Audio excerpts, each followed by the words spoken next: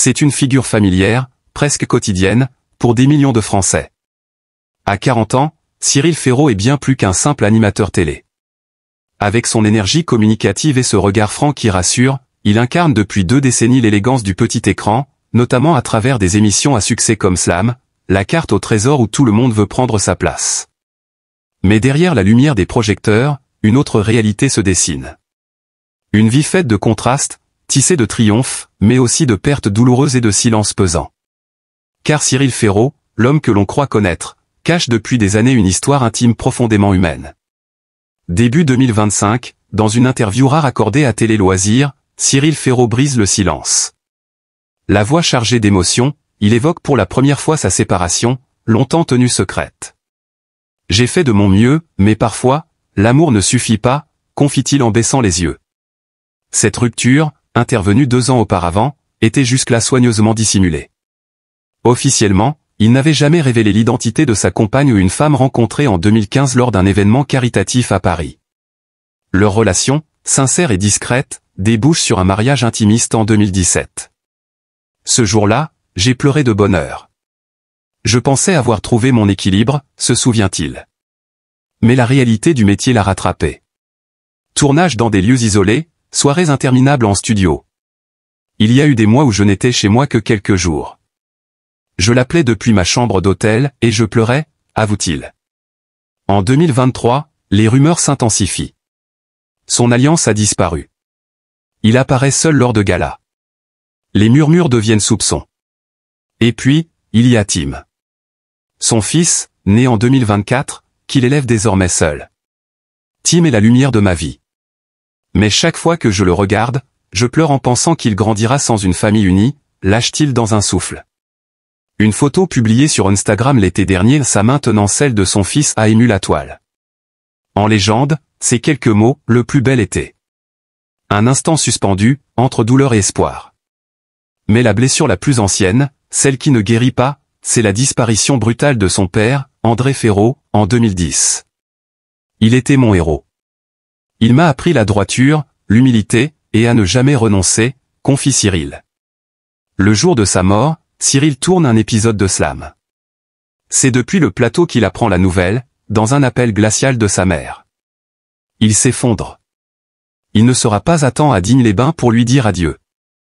Je n'ai pas tenu ma promesse. Je lui avais dit qu'un jour, il viendrait sur un plateau me voir travailler. Depuis, il garde la montre de son père. Elle ne le quitte jamais. Chaque fois que je la porte, je pleure. J'ai l'impression qu'il est toujours là, dit-il en regardant le ciel. Fils de banquier, diplômé en communication à l'université de Nice, Cyril commence comme stagiaire à Radio France. En 2008, il décroche Slam.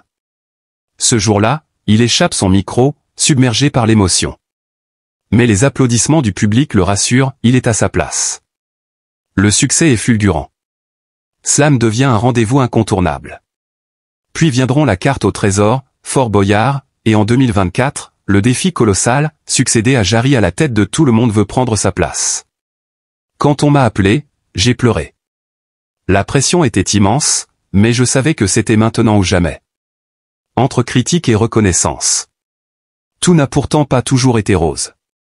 En 2013, une émission qu'il portait est annulée faute d'audience. En 2019, une blague sur Slam est jugée déplacée, provoquant une vague de critiques. Je lis les commentaires, et je pleure. Je ne veux blesser personne, dit-il simplement. Mais le public reste fidèle. En 2020, il est élu animateur préféré des Français. Lorsqu'il reçoit le prix, il pense à son père. Et, comme souvent dans sa vie, il pleure. Et cette lumière, justement, Cyril Ferraud la cultive avec une rare authenticité. Loin du cynisme ou de l'opportunisme, il reste viscéralement attaché à une certaine idée du métier, celui de servir, de divertir avec bienveillance, de créer un lien sincère avec les téléspectateurs. On entre tous les jours dans le salon des gens. On se doit d'être à la hauteur de leur confiance, martèle-t-il. Cette philosophie, il l'applique à chacune de ses apparitions, avec une rigueur quasi monacale. Il arrive toujours en avance sur les tournages, connaît par cœur les prénoms des techniciens, remercie chaque membre de l'équipe en fin de journée.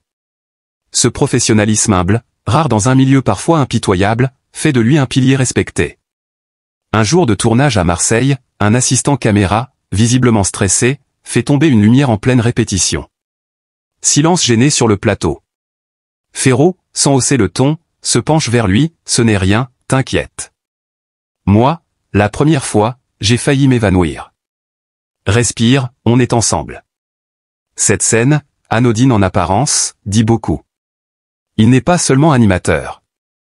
Il est capitaine de navire, soucieux de chaque matelot. Il faut dire que Cyril n'a jamais oublié d'où il vient. Enfant unique élevé à Digne-les-Bains, il a grandi entre les montagnes, les vieux magnétoscopes et les rêves de télé. Sa chambre d'ado était tapissée de posters de Nagui et de Jean-Pierre Foucault. À 11 ans, j'animais des fausses émissions devant mon miroir, avec une télécommande comme micro, se rappelle-t-il en riant. Ce mélange de passion naïve et de travail acharné devient sa marque.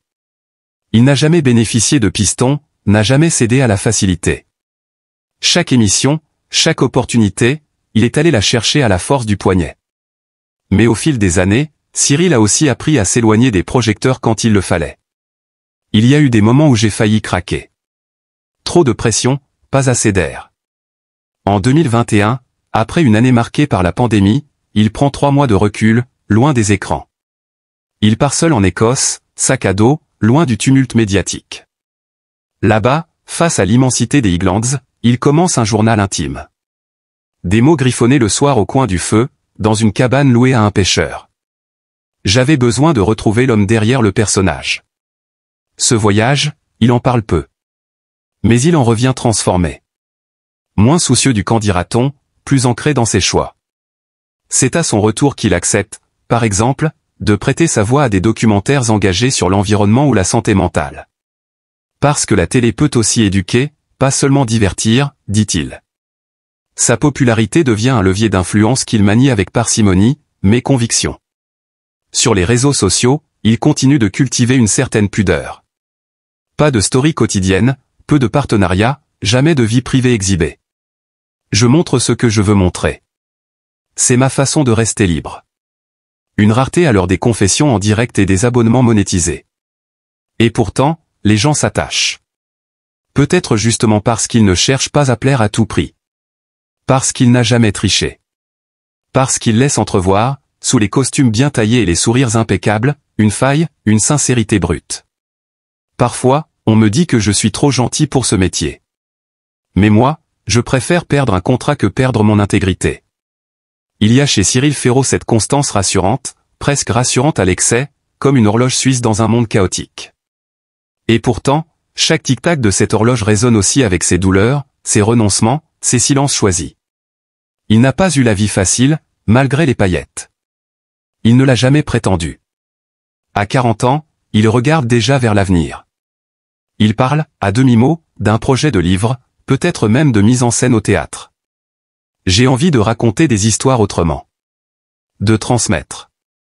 La télévision, il l'aime toujours. Mais il sent aussi que quelque chose en lui appelle à plus.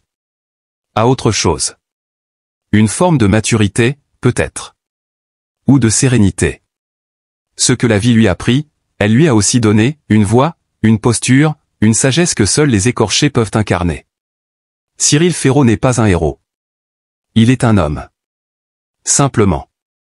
Intensément. Un homme qui continue de croire que la douceur est une force, que la fidélité paie, que l'émotion n'est pas une faiblesse. Et dans ce monde souvent cynique, cette croyance-là vaut tous les trophées. Aujourd'hui, alors que ses cheveux commencent à grisonner aux tempes et que ses traits s'affinent sous l'effet du temps et de l'expérience, Cyril Ferro n'a jamais été aussi proche de lui-même. Plus apaisé, plus lucide aussi. Il ne cherche plus à tout maîtriser, à tout cacher, à tout rendre parfait. Il accepte ses zones d'ombre, ses fêlures, ses regrets. Et c'est peut-être là, dans cette acceptation, qu'il devient véritablement grand. Il n'est pas un homme à scandale, ni un provocateur. Il ne court pas après la notoriété pour elle-même. Ce qui l'intéresse, profondément, c'est la connexion. Cette petite étincelle entre deux êtres, ce regard qu'on croise, ce silence qui dit tout. Dans un paysage médiatique souvent bruyant, il choisit le murmure. Là où tant d'autres crient pour exister, lui chuchote pour toucher. On n'a qu'une vie, mais on peut la vivre plusieurs fois, disait-il récemment sur France 2, les yeux dans le vague. Une phrase qui résonne étrangement juste, venant d'un homme qui a su renaître de ses échecs, se réinventer sans se trahir. Il n'a jamais voulu être une star.